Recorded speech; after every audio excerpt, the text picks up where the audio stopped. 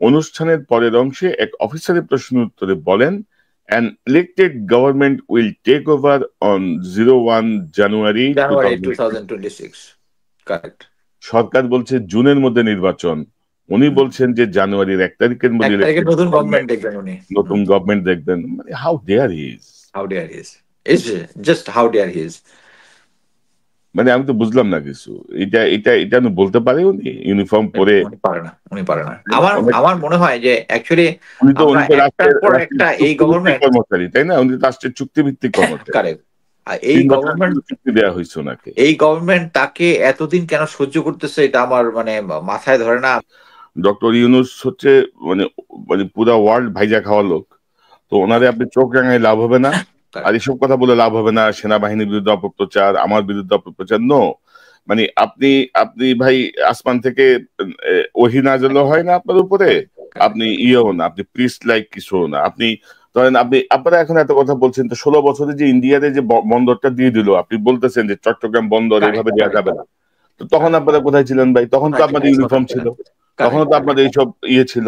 একবার বলছেন কেউ দেশের ভিতরে এই যে দেশের ট্রানজিট দিচ্ছে, ইয়া দিচ্ছে, ট্রান্সশিপমেন্ট দিচ্ছেন, আমাদের তখন সিকিউরিটির কথা মাথায় আসে নাই কারো? মাথায় আসে নাই যে এখন এখন সব মচমচানি শুরু করছেন আপনারা, আর আপনাদের বিরুদ্ধে বললে বলবেন যে সেনাবাহিনীর বিরুদ্ধে কুৎসা রটায়। তো এইসব আর ফালতু আপনি কথা। আপনি কিন্তু ওই যে ইয়াটা, ওই যে প্রফেসর ইউনূস যে ওই বন্দরে গিয়ে যে স্পিচটা দিছে, ওইটা দিলে কিন্তু আপনি ক্রিস্টাল ক্লিয়ার হয়ে যাবেন যে একদম কেন এই ক্লিয়ার, জিনিসটা একদম ক্লিয়ার। একদম হ্যাঁ, ক্লিয়ার, একদম clear। এটা দেশের লাভের জন্যই হচ্ছে, যাতে পলিটিক্যাল পার্টিরা এখানে ইনফ্লুয়েন্স করতে না পারে। আর দেখেন, পৃথিবীর 70টা দেশে ডিপি ওয়ার্ল্ড আছে, তাদের সর্বভৌমত্ব নিয়ে কোনো সমস্যা হচ্ছে না, শুধু আমাদের হচ্ছে। এদিকে যখন ইন্ডিয়া যখন আমাদের কোস্ট লাইনে রাডার বসানোর সমস্ত ফাইনাল হয়ে গেছিল, তখন আমাদের ইয়াতে কোনো হ্যাঁ, সমস্যা হচ্ছিল, না তখন তখন কোনো, ওনারা তখন কথা হ্যাঁ হ্যাঁ বলেনি, হ্যাঁ, তখন ঠিক আছে, তখন ঠিক আছে। তখন সব ঠিক আছে। হ্যাঁ, তো আর ভাই এখন হচ্ছে এই আমাদের এটার উপরে কন্ট্রোল থাকতে হবে, নাহলে সর্বভৌমত্বের উপরে ইয়া ব্যবস্থা হয়ে যাবে। বাট কথা হচ্ছে, এটার মাধ্যমে যে অটোমেশন হয়ে গেলে, এটার মাধ্যমে যে চুরিধারি বন্ধ হয়ে যাবে, এই জিনিসগুলা ঘুষ খাওয়া বন্ধ হয়ে যাবে, এইটাই ওরা মানতে পারতেছে না। অলরেডি ব্রিগেডিয়ার সাখাওয়াত হোসেন কিন্তু একটা গ্রুপ ইয়াতে কি বলে হোয়াটসঅ্যাপের গ্রুপ চ্যাট ইয়া করছে, যে তারা এনার্কি করতে চাইছিল, যে গ্রুপটা এখন কাজ করতেছিল পোর্টের জন্য, তাদের কিন্তু একটা গ্রুপ চ্যাট বা দেশে অস্থিতিশীল করার জন্য একটা গ্রুপ চ্যাট কিন্তু এক্সপোজ করেছেন উনি অলরেডি। হুম হুম হুম হুম। না, এবং এবং ধরেন যে মানে আমি আমি আমার যেটা মনে হয় আর কি, যে এই জাতীয় বিষয়গুলো আসলে এইভাবে বলে, এইভাবে মুখোমুখি অবস্থান নিয়ে আমার মনে হয় না যে ডক্টর ইউনূসকে আপনি মানে বশ করতে পারবেন। আর আপনি যেটি বলছিলেন যে আমাদের পোর্ট হচ্ছে লস, আমাদের বিমান হচ্ছে লস, আমাদের এয়ারপোর্ট হচ্ছে লস। তো আপনি বিমানটাকে ভাই এমিরেটসের সঙ্গে একটা জয়েন্ট ভেঞ্চারে আসেন না। বাংলাদেশ বিমান পাওয়ার্ড বাই এমিরেটস, মানে পুরো পৃথিবীর 188টা দেশে বিমানের সার্ভিস চালু হয়ে যাবে। আমরা বছরে যা লস দিচ্ছি তার 100 গুণ বেশি আমাদের ইনকাম হবে। পৃথিবীর সকল রাষ্ট্র এটা করতেছে রে ভাই, এটা সার্বভৌমত্বের কিছু না, এটা বিজনেস। বিষয়গুলো যেমন ধরেন, তিনি আরেকটা পয়েন্টে বলছেন যে সেনাবাহিনী অক্লান্ত ভূমিকা রাখছে 5ই আগস্টের পর থেকে। হ্যাঁ, অবশ্যই চেষ্টা করছে, অবশ্যই রাখছে, এবং এবং এই ব্যাপারে তো কোনো দ্বিমত নাই। যখন পুলিশ ছিল না, যখন পুলিশ সব পালিয়ে গেছে, সেনাবাহিনী রোলটা প্লে করেছে। কিন্তু তারপরেও তিনি বলছেন এখানে দেখেন, অক্লান্ত ও নিঃস্বার্থ ভূমিকা সত্ত্বেও বিভিন্ন মহল হতে সেনাবাহিনী ও সেনাপ্রধানকে টার্গেট করা হচ্ছে। সেনাবাহিনীকে কেউই টার্গেট করছে না, আমি প্রথমেই বলেছি। এবং যে কথাগুলো আপনি বলছেন, আমরা জানতে চাই বারবার, এই যে 626 জন বা 27 জন যে নাম্বার, এই এখতিয়ার আপনাকে কে দিয়েছে? তাদেরকে নিরাপত্তা দিয়েছেন, ভালো কথা, তাদেরকে ছেড়ে দেওয়ার অধিকার কে দিয়েছে? কে কাকে দিয়েছে? কারেক্ট। এইটাই আমি একটা জিনিস বলি, যখন 5ই আগস্টের পরে, আগস্টের মধ্যেই আমাকে অ্যাকচুয়ালি একটা সার্ভিং অফিসার, ক্যাপ্টেন, যে সাভার এলাকায় ছিল, সে আমাকে ফোন করে বললো যে স্যার, আমি জানি যে আওয়ামী লীগের এই নেতার পাশে অস্ত্র আছে, আমি যখন অপারেশন করছি আমার অস্ত্র দিতে যাচ্ছে না। সো এইটাই হচ্ছে আর কি, যে যেহেতু 9 ডিভিড জিওসি এবং ওখানকার কমান্ডার গুলো সবগুলো ছিল আওয়ামী, সো এরা কিন্তু গ্রাউন্ডে এখন ম্যাজিস্ট্রেসি পাওয়ার নিয়ে যদি যত যাই বলেন, আইন কানুন সবকিছুতে আছে, কিন্তু এটা ইমপ্লিমেন্ট তো করতে হবে। সো ইমপ্লিমেন্ট করার জন্য উনি একদিকে বলতেছে আমরা ম্যাজিস্ট্রেসি পাওয়ার নিয়ে আসি, এবং আমি বলতে পারি যে আমি এখন পর্যন্ত বাংলাদেশে যত আইএস ডিউটি করেছি, আমাদের কখনোই ম্যাজিস্ট্রেসি পাওয়ার ছিল না, এবং কখনোই আমরা ব্যর্থ হই নাই। এই প্রথমবার ব্যর্থ কেন না, মানে হচ্ছে আপনি আপনি ধরেন আপনি ম্যাজিস্ট্রেসি পাওয়ার নিয়ে মাঠে আছেন, আপনি কোনো কাজ করছেন না, আবার আপনি দাবি করছেন যে পরিস্থিতি অরাজক। পরিস্থিতি অরাজক পরিস্থিতি, আইন শৃঙ্খলা ভেঙে পড়েছে। আমি কেন বলতেছি যে জুনিয়র অফিসাররা উনি যদি এখন এই যে এখন যে মানে তার মাসল ফ্লেক্স করলো সরকারের সামনে যে সে শক্তি দেখাইতে, বাট এটা বলতে পারি যে জুনিয়র অফিসাররা এই যে আমি এতক্ষণ যেটা বললাম যে তাদেরকে অপারেশন করতে দেওয়া হচ্ছে না, they know the exact thing. So উনি অ্যাকচুয়ালি সরকারকে ভয় দেখাচ্ছে এই কথাগুলো বলে, এবং ওখানে কোশ্চেন আনসার সেশনে যেগুলো সেট করেছে ওটা উনার সেট করা জিনিস, বাট অন গ্রাউন্ডে তার এই পাওয়ারটা নাই, কারণ আর্মি তার পিছনে নাই। এখানে উনি বারবার সেনাবাহিনী এবং সেনাপ্রধানকে বলার চেষ্টা করতেছে যে আমরা সেনাবাহিনী এগেনস্টে, আমরা কখনোই সেনা প্রধান এই সেনা প্রধানের এগেনস্টে বলেছি বিকজ অফ এই এতক্ষণ যে বললাম যে উনি আওয়ামী লীগকে পুনরুদ্ধার করতে চাচ্ছেন, নিষিদ্ধ করতে মানা করেছে। উনি তো সিরিজ, এটা তো না যে একটা বিচ্ছিন্ন ঘটনা বলার সুযোগ নেই, একটার পর একটা একটার পর একটা একটার পর একটা। এখানে আমরা শুধু বলতেছি সেনাবাহিনীর এগেনস্টে আমরা কোনো কিছু করতেছি না। সেনাবাহিনী এখনো যে মেইন ফোর্স যেটা আছে উপরের দিকে 30-35 জন ছাড়া সবাই কেউ ইন্ডিয়ার হেজিমনি চায় না। এই যে মনে করেন যে আমি আমার কয়েকটা সত্যি বলেছি, 24 ডিবেট জিওসি নতুন জেনারেল মুশফিক গিয়ে প্রথমেই সে যে ফেনী ওখানে যে শেখ হাসিনা যে ব্রিজটা দিয়েছে ওখানে গিয়ে ওখানে ডিফেন্স সিস্টেমটা ফাইনাল করেছে, করে রিকমেন্ড করেছে ওখানে যে ইন্ডিয়ার জন্য যে যে জায়গাটা দিয়েছিল, এটা তো ইন্ডিয়া অ্যাকচুয়ালি তার মিলিটারি স্থাপনা করতো ফিউচারে, এখন শুধু জাস্ট ব্যবসা বাণিজ্যের কথা বলে যে এটা তাদের ইপিজেড বলার চেষ্টা করছে, বাট ওই জায়গাটার মধ্যে একটা ব্রিগেড প্লাস স্ট্রেংথ করার চেষ্টা করছে। এটা কিন্তু করতেছে, মানে এটা হচ্ছে একজন বেসিক অফিসার কিন্তু তাই করবে।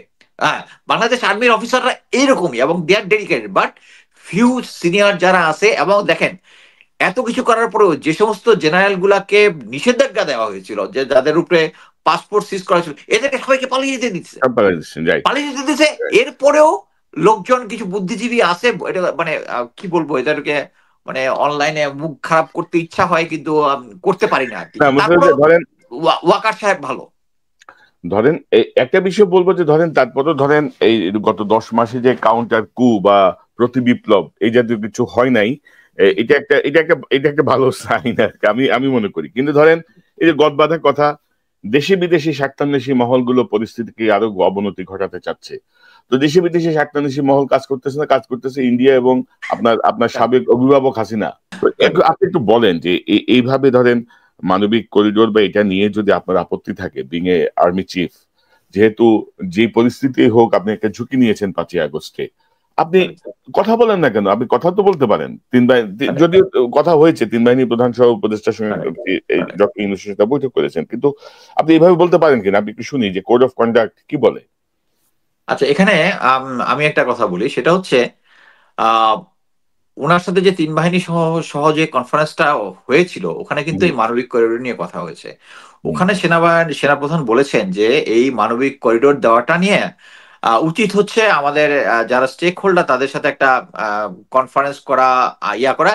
Where is his right? আমি মনে করি সরকারের এই করিডোর দেওয়ার ব্যাপারে আমাদের পাশের দেশের মুসলিম ভাই গাজার জন্য সলিডারিটি করে আমরা ভাষায় দিতেছি, বাট আমাদের পাশের দেশের মধ্যে মুসলমানদের অত্যাচার হচ্ছে এই নিয়ে আমরা জাস্ট আর রোহিঙ্গা নিব না, এতগুলা রোহিঙ্গা নিছে। এটা বুঝতে হবে যে আগে প্রতিটা রোহিঙ্গার জন্য আমাদেরকে জাতিসংঘ দিত $5,000 করে, এখন দেয় $500 করে, $500 করে দেয়। সো এটা ফিউচারে এটা আমাদের কাছে একটা বার্ডেন হবে, এবং এইটার জন্য আমি যদি মনে করি যে আমাদের যদি ভারতের সাথে সম্পর্ক খারাপের রিস্ক থাকে, চায়নার সাথে যদি রিস্ক থাকে, স্টিল আমাদের প্রেশার দেওয়া উচিত। কি জন্য আমাদেরকে চায়না বলতে হবে যে তাই নাহলে তুমি আমার এই রোহিঙ্গা নেওয়ার ব্যবস্থা করো, আমি এটার মধ্যে ইনভলভই হবো না।